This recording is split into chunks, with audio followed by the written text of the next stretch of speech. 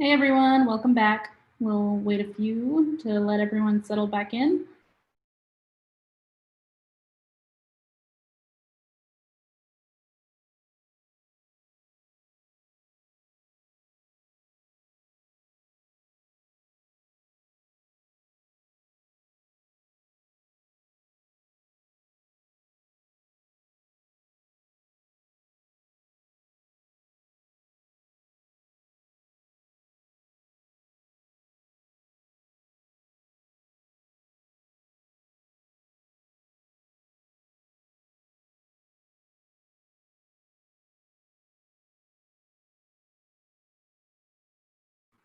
All right, looks like we got most folks in. What is going on here? Oh, 1 second.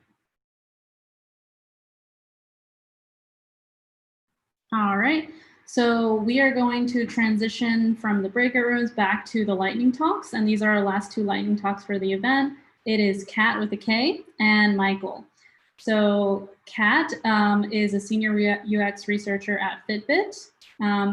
She can be reached through her columbia.edu email, and we'll also share her LinkedIn profile as well. All right, Kat, I'm gonna stop sharing and let you take it away.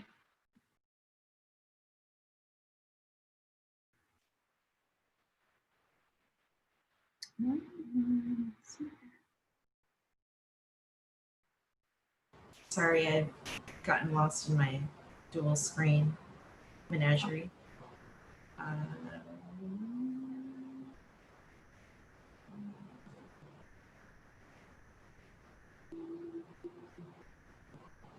No worries, take your time. Zoom is a complex beast. That's like what it is.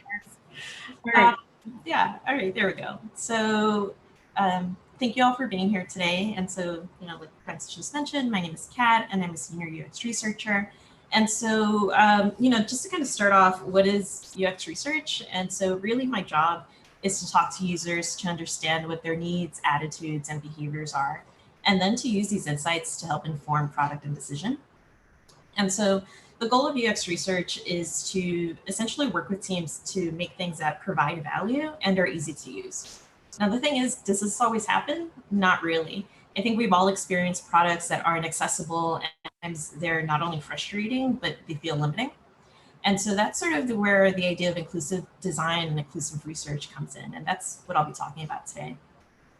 So throughout my career, I've worked with American companies that have been trying to create products for international markets and vice versa. And so as a result, I'm constantly thinking about how research and design is impacted by the intersectionality of things like age and gender and culture.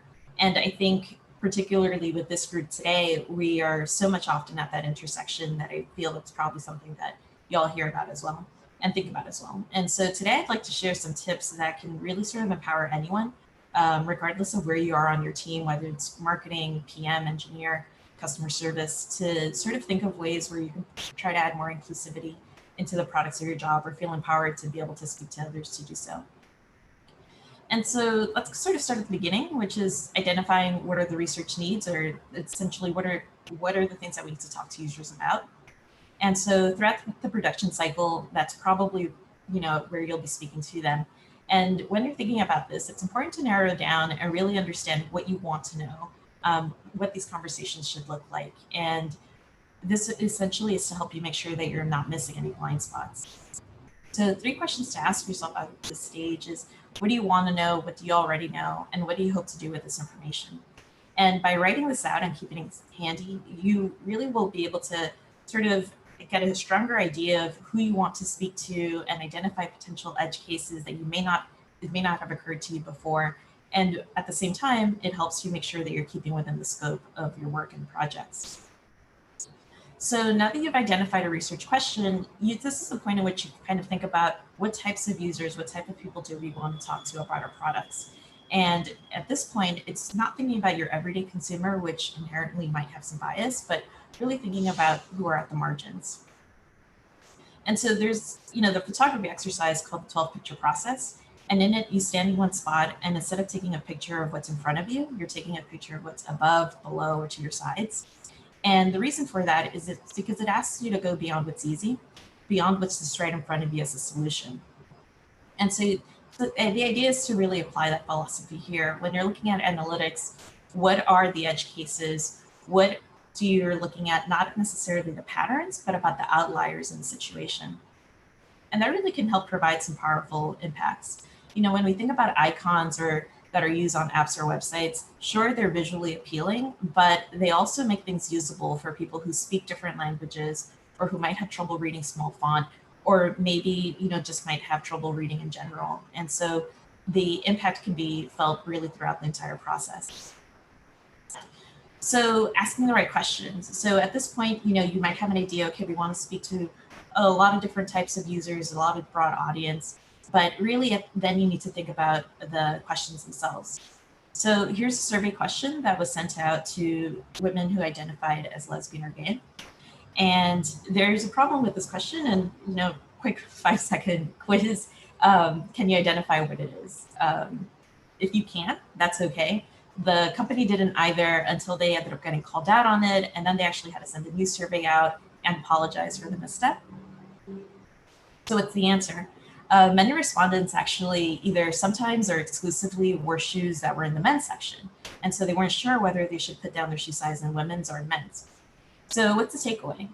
Be clear and explicit and think about the context of your questions in a person's everyday life. If not, you risk basing decisions off of bad data, alienating your user base, or having to spend more time and money having to redo projects. There are ways in which you can sort of try to make sure that the questions are clear or explicit. So you could either ask, if you're in the position in which you're the person who's writing these questions, preparing to talk to users, you can ask to do so. Or when you're working with others that are there, test the protocol, you know, be the volunteer to sort of help think about these things. And in addition, a lot of it is being flexible. It's okay to admit that you don't know everything and that you might have to adapt along the way. That's, you know, it's part of the process of learning. It's part of the process of growth. So getting buy-in, I think one of the harder things is you may have recommendations, but that doesn't necessarily mean that everyone's going to jump on board to do it. And so at this point, it's sort of using the data, using that user knowledge that you've gained to sort of help back up those decisions and facilitate inclusivity. Regardless of the role that you have in the company, there are ways in which you can incorporate sort of that user perspective into the conversations that you're having. So for example, if there is research happening, you can either, one, encourage people to go, or you go as well. You can use examples of others in the field that are doing these things that are inclusive and illustrating how it could make your own company competitive or profitable, more profitable. And, you know, the other part is creating empathy, right? And having stakeholders put themselves in the shoes of users. Sometimes that can be done sometimes by even just starting with Imagine and presenting a real life scenario. So for example, let's say your manager doesn't really see the need to create digital Pride experiences. You could start with, imagine you live in a small town and Pride is one of the few times where you can connect with queer folks, but now it's canceled. So you go online, and then positioning it as, what can we do as a company to make sure that they're coming to us for those digital experiences? So as you look at the summary of sort of this conversation, you know, it's important to remember that inclusive tech starts when there's inclusivity in the entire production cycle. And we're all advocates for systemic change in user research and design. And we can all fight for a world where tech reflects the needs of others and of those all consumers, one user at a time. And thank you. Thanks so much, Kat. I'm going to do presentation. And yeah, I think like what you were saying, we need to have diverse voices in these rooms where all the decisions are being made. Otherwise, we're just going to keep like creating biases and not just the code we write, but like the product decisions that we make, and those directly affect us. Facial recognition being like a primary example I can think of right now. So, all right, for our next speaker, we have Michael Orozco. And one thing I will say about Michael is that in every interaction that I've had with him, it's just always been really positive and very like real and honest. So that's what I really appreciate about Michael. Michael is a technical recruiter at Netflix. You can find his company handle at Netflix, or, you know, just like watch it all day like I do. And you can also find him on LinkedIn. So feel free to connect with him. We'll share his link. All right, Michael, I'm going to stop sharing so that you can share, and I'll have you take it away. Thank you for the amazing intro, Francis. I appreciate it. Yes.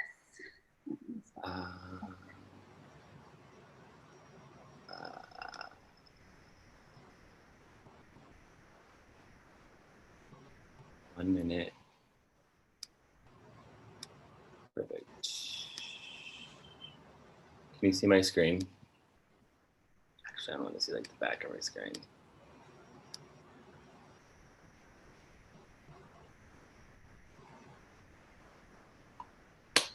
Can everyone see? Yeah, you're good, Michael. Perfect. Well, hi everyone. Once again, my name is Michael. I am a technical recruiter at Netflix. My pronouns are he, him. I'm actually going to start this timer real quick just because I talk a lot and I want to make sure I don't make us late.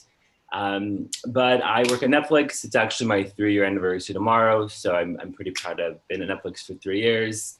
I support hiring for essentially all the teams that make the UI possible. So if you watch Netflix, I hire for all those teams.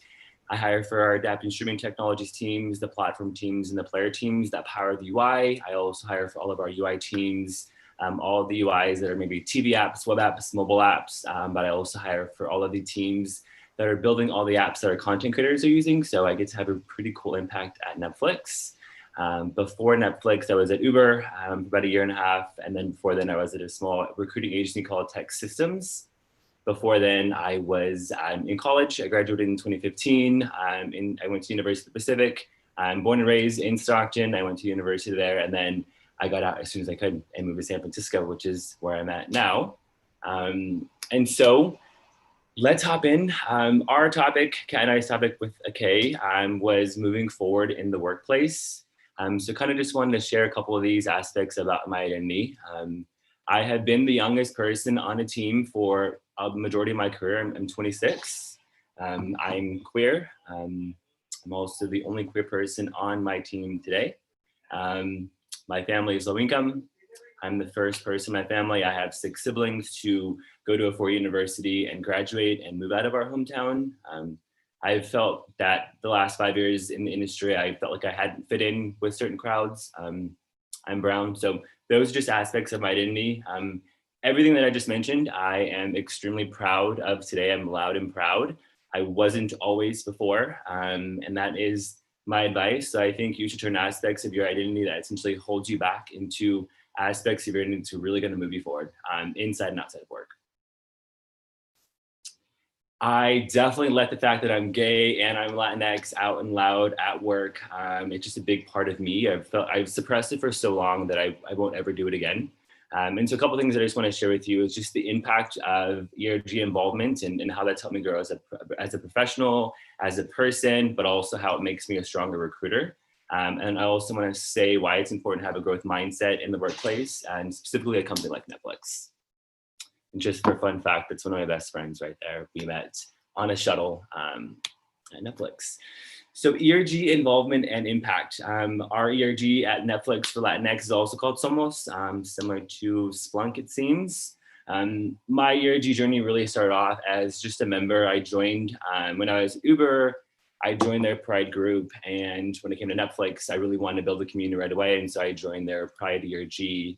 And then I had an opportunity to join their Latinx ERG and help develop it. And so I kind of focused my energy there the last couple of years, which makes that intersection really hard. I only have a certain amount of time in a day. Do I want to invest in the LGBT community? Do I want to invest in the Latin community? So just kind of a takeaway there. But going from a member to an ERG leader, I'm the co-chair for our Bay Area chapter. It's really helped expand my network inside and outside of Netflix. It's how I met Francis, for one. But even at Netflix, I've met folks outside of recruiting and outside of my role. And if it wasn't via an ERG, I would have never made those connections and I would have never had that growth. Speaking of growth, I've had a lot of growth in my own Latinx identity. So I don't speak fluent Spanish. When I was raised, we didn't really grow up with much culture. It was, it's a household, not culture. And so when I moved to San Francisco and I wanted to be part of this Latin community, I just felt like I didn't fit in. But because I, got involved in ERGs, I've learned more about just the different Latinx experiences, that it's okay to not speak fluent Spanish. But I also learned how to be inclusive of different communities and perspectives, like the Brazilian community or the Afro-Latinx community. And if I wasn't involved in ERG, I honestly wouldn't have learned more about what those different perspectives look like. Once again, I think it's made me a stronger recruiter. I am extremely passionate about inclusion and diversity. And I think being involved with ERGs, not only the ones I'm a part of, but just working with other ERG leaders, I've just gotten to learn more about different spaces at Netflix. And I interview candidates every single day. And so it's my job. I interview diverse candidates all the time. And I think by being involved in ERG, it really helps me connect with these candidates as well and really understand their stories and advocate for them. It's a long story short, I really, really recommend ERG involvement. I recommend being on a leadership team for ERGs if you can. If your company doesn't have an ERG, form it. Form something similar to an ERG if you can't even form an ERG. And I think you should have a growth mindset in the workplace. It's super important. So respond to that reach out or interview again. I worked at 3 companies in 3 years, and it was because of reach outs. And so it's why I love being a recruiter, because recruiters can change your life. Recruiters have changed my life by allowing me and helped me get opportunities to work at Uber and Netflix.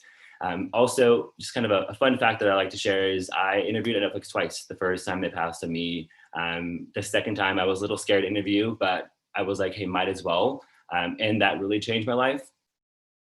In terms of shadowing, so I've been in my role for 3 years now, and we still shadow at Netflix. It's part of your onboarding experience, but I think if you shadow still folks today in your day-to-day jobs, maybe, for example, I shadow recruiters. I haven't hired a VP at Netflix, but that's an area of growth for me. And so I shadow VP interviews of my colleagues. I shadow how my colleagues are running their hiring syncs and working with their hiring managers, because I still have a lot to learn as a recruiter.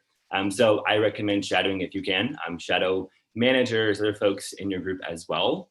We'll kind of just jump to down to go outside of your job description. I've had a lot of growth at Netflix. I haven't had to have a role change in 3 years because I'm doing things outside of my job description. And that's how I found a lot of personal growth as well, and just been able to build my brand at Netflix. I'm someone who identifies a lot of problems. I'll call things out, but what I'm starting to do now in my career is also identify solutions.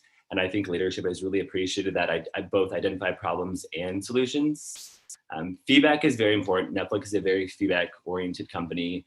When I first started Netflix, feedback was something I wasn't the most experienced with, but now I see the purpose of it. And I really think feedback is a gift. If I'm giving you feedback, I'm giving you a gift to make you better. And if you're giving me feedback, you're giving me a gift to make me better.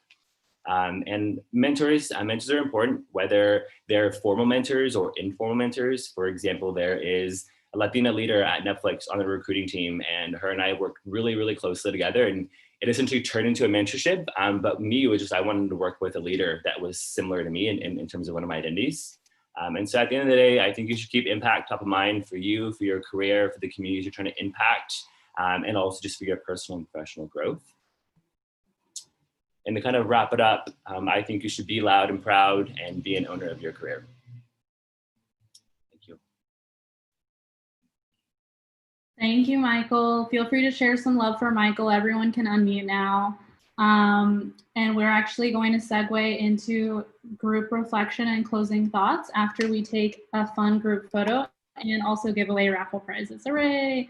All right, so let me go ahead and pass it over to, let me start my screen first, and then pass it over to Sal, who is going to announce our winners. And then after the raffle, we'll go ahead and do the group photo and then segue into the group discussion. And again, you can unmute yourself so you can be part of that too. So 1 second here.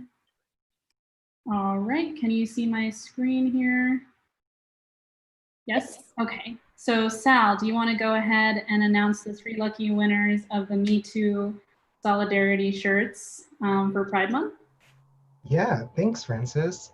So how we're gonna do this is I'm gonna ask 3 people, or actually, so I pulled everyone's names who attended today. And while people were talking, I put them in an online wheel that automatically chose 3 winners.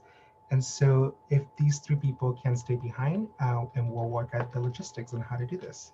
And so the 3 people who won is Mary Ramirez, Jose Ojeda, and Kathleen Tai.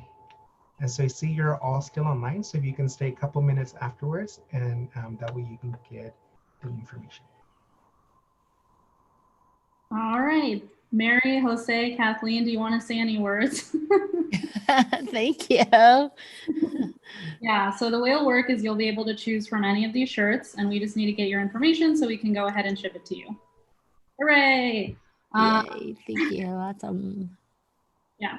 All right, cool. So, and again, just to, give a shout out here too, in solidarity with Black Lives, 100% of the net proceeds will go to legal defense and education funds that support the Black community. All right, now it's time for the group photo. We would love to share this on social media. If you don't feel comfortable though, feel free to turn your video off. That's totally fine. But India, if you could, just feel free to take the group photo and we can do like a little timer as well. India, if you want to facilitate that. Yeah, I think you might have to stop sharing your screen so I can see the entire grid. Okay, got it. There we go. And then I'm going to take 2 photos because we have a lot of people here, and so it's 2 different screens. But I'll count it off. So I'll do one group photo and then I'll do another one so everyone can smile and look cute. Yes.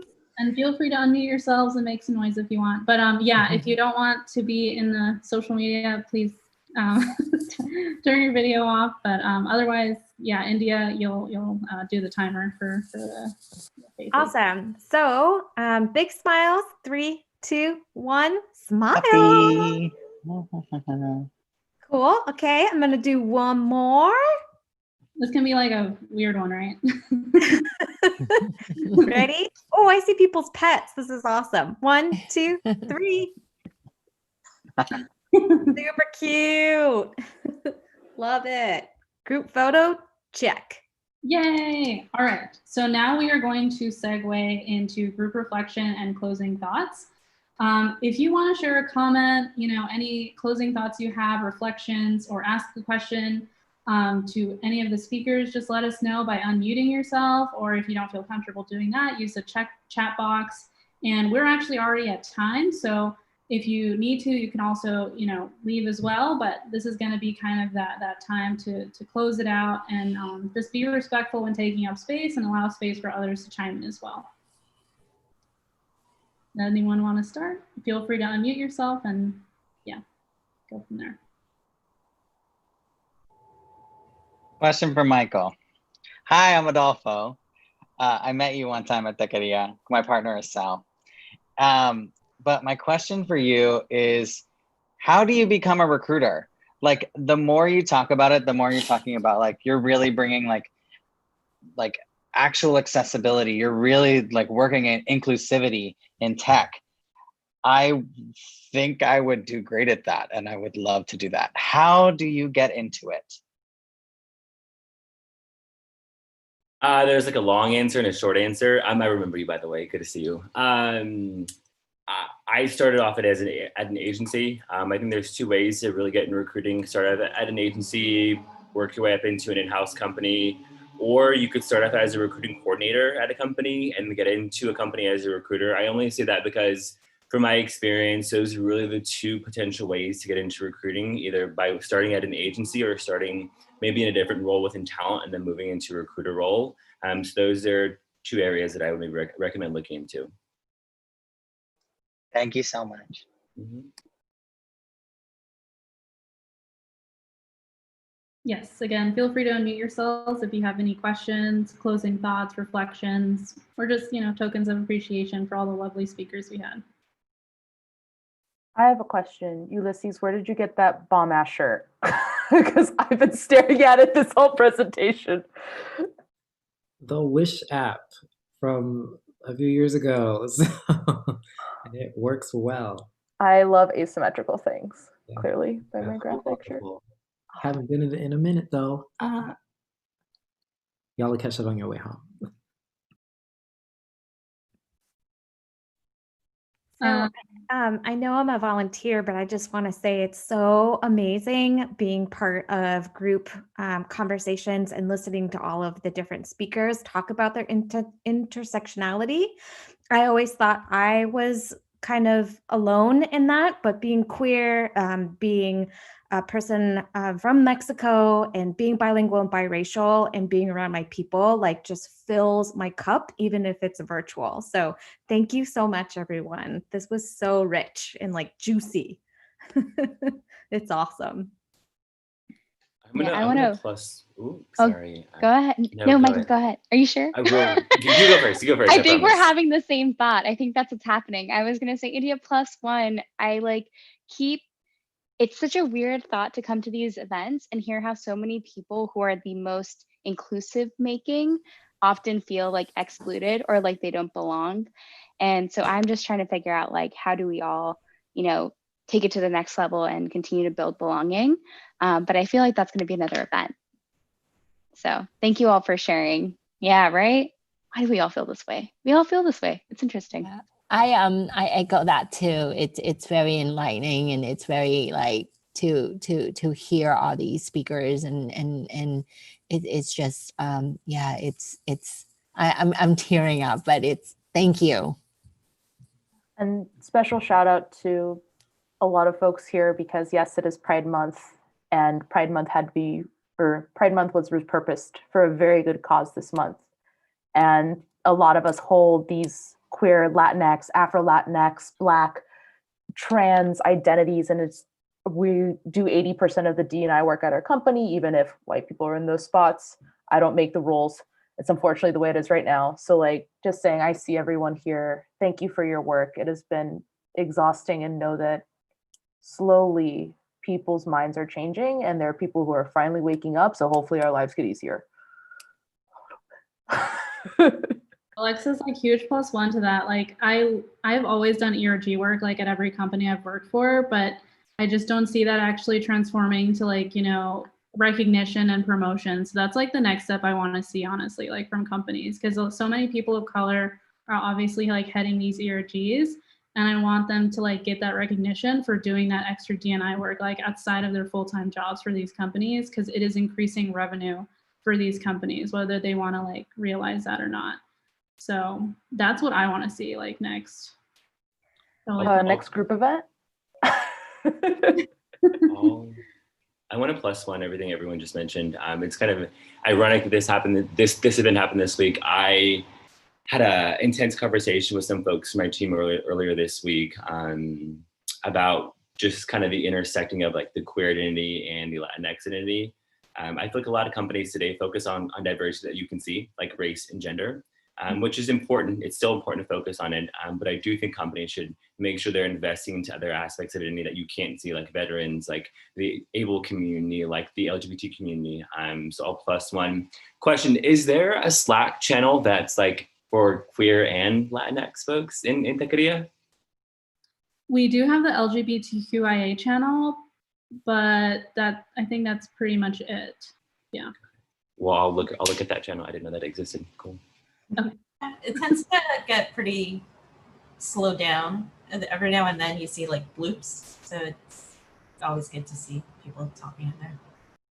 Michael, I totally resonated with what you were saying. I'm a straight passing and white passing person. So I always think it's really important, especially in recruiting as well in companies, that there's people who are invisible that still need to have their light shined. But I also think that what Alexis said earlier, like it's such a powerful time right now to be celebrating Pride because of our roots. And it's been so intense to be like isolating and having these events that it's been really warm, at least for me, to know that I'm not alone and that everyone's here to amplify the voices that need to be heard. And as cheesy as this sounds, because I couldn't cover it in a 5-minute presentation, when I did come out to my parents, it was because my boyfriend in high school is trans. And that was a lot for my parents to like absorb or not at once. And, in that time, like trans wasn't in people's vocabularies. Like it was really hard. And I didn't realize what it was until much later on when I had queer chosen fam. And they were like, oh yeah, like it's this. So the fact that we have these communities now that people can go to that are, if you have internet and like are low cost or free, and we can talk about these things without that sense of shame and almost like that orgullo. Like I feel like it's part of the healing process. So just thank you everyone for either holding space if you're an ally, for being here, like for sharing you, like who you are. I want to say just a quick thank you to all the speakers. All of your stories really resonated. And also just a big thank you to the Techqueria team, because I don't know, this is the first event like this that I've been to. It's been really amazing. It was such an empowering space and I felt so validated. And I love how interactive it was as well. And I would definitely be down to attend more events like this. But yeah, thank you everyone. You guys are great. Yes, shout out to India, Sal, Abel. Thank you. And Ulysses for the support from the Blend team, and Yesenia. Awesome. Yeah, this is, I mean, I was telling the breakout group that when I grew up in Jacksonville, Florida, which is against like South Georgia, it's North Florida, we would never, ever talk about this. And so it took a long time, and it wasn't until I moved to New York to go to college where it really hit me that when I was at home in Florida, I knew what was safe and what was not. And when I went to New York and then later when I moved here, you just learn how passive aggressive and just how subtle and nuanced some of the bigotry actually really is. And so it's really hard to find a lot of these spaces. And, you know, I didn't start in tech. My background's in like architecture and city planning and stuff, and kind of stumbled into higher ed and government and somehow ended up doing D&I work. But it's really important to me that we start getting people in the mindset, especially in the tech sector, that one, we are not a homogenous group of people. Queer people across the spectrum don't have one experience. We also have to do some work in understanding just the dynamics of racism within the queer community, but that's for another conversation, because I see you. But beyond that, I don't want any of these companies or you all to think when you're at these organizations that you all are just the numbers. Right, you are so much more than that. You're multifaceted beings, and it's time that we create more spaces like this, and more spaces are created for us where we can share those experiences and talk about them, because they in fact impact not only our everyday interactions with one another, but they impact the products that we build, as Kat illuminated so very well in that conversation. So big shout out. I saw the head of design at Blend, who's the executive sponsor for the Pride group, and I know Daniel Malik is on here, who's the Pride ERG lead, and Yesenia, who's the Blendissimo ERG lead, for taking on this extra work and doing this. And big shout out to the Techqueria team for really partnering with us on this and making this come to light. And I said it in the chat, but I mean it. If you're leading an ERG, make them pay you. It's not free work. Make them pay you. Period. No questions asked.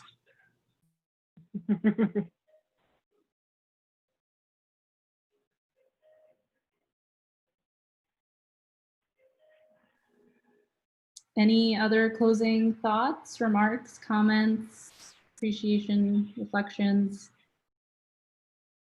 Yeah, I mean, this is really great, and I'm glad to see all the enthusiasm and all the energy from everyone in this. It's just pretty cool.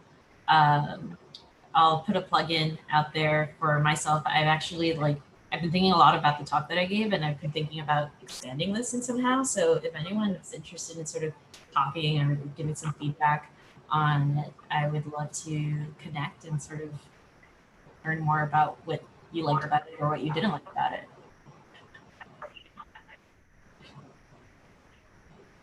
I just want to say thank you to Sal for helping me be here today. That's it. Thank you. Isn't he great? I just want to thank you to Sal, because I am so bad at checking Slack, and you DM'd me every time to make sure I was on my shit. Thank you. Yeah, I got a message from him like a minute before the thing started. He was like, "Are you on Slack? Are you on Zoom yet?" This might be a Southern thing, but happy Pride, everyone. Happy Pride. Yes, happy Pride, everyone. It's the first time I said it all month. Oh my God, wow. Affirmation of the movement here. And also, friendly reminder that just because it's not Pride doesn't mean you aren't valid, worthy, and loved.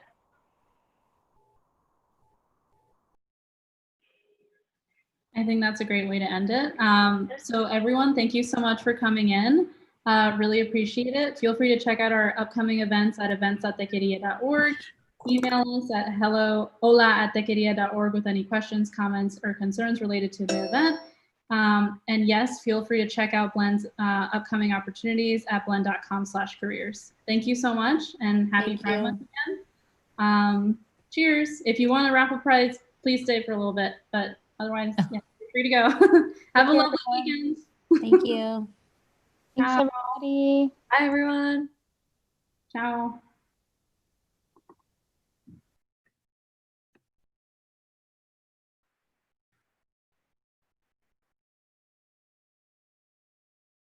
All right, Sal. Kathleen and Jose, I got your emails. And yeah, thanks for joining. We will email you about the information and then work with you to ship the stuff directly to you. Oh, fantastic. Thank you so much. Yeah, awesome. Thanks Thank for you so joining. much, and thank you for putting everything together. This was Yeah, thank you. Yeah. Thank you all for joining. Bye. Ciao, bye. Bye. Hey, Francis. Hey. We didn't get Mary Ramirez. Oh no, that's okay. She's a volunteer, so we can just Okay. reach out to her on Slack. Yeah. Yeah, okay. I'm gonna message her on Slack right now. I think I saw her on Slack as well. So Okay. I'm